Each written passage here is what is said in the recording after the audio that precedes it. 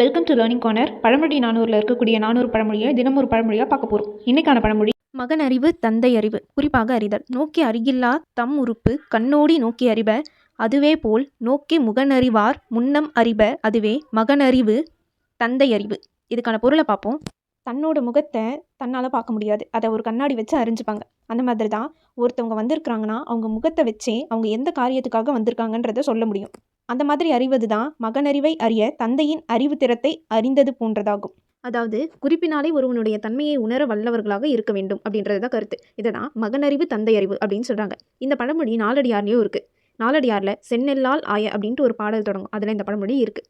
So இதுக்கான பொருள் குறிப்பாக அறிதல்.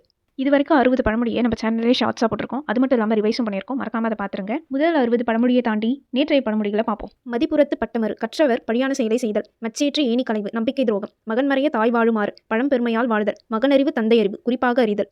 இந்த வீடியோ பிடிச்சிருந்தா உங்கள் ஃப்ரெண்ட்ஸ்க்கு ஷேர் பண்ணிவிட்டு லேர்னிங் கார்னரை சப்ஸ்கிரைப் பண்ணிடுங்க. தேங்க்யூ.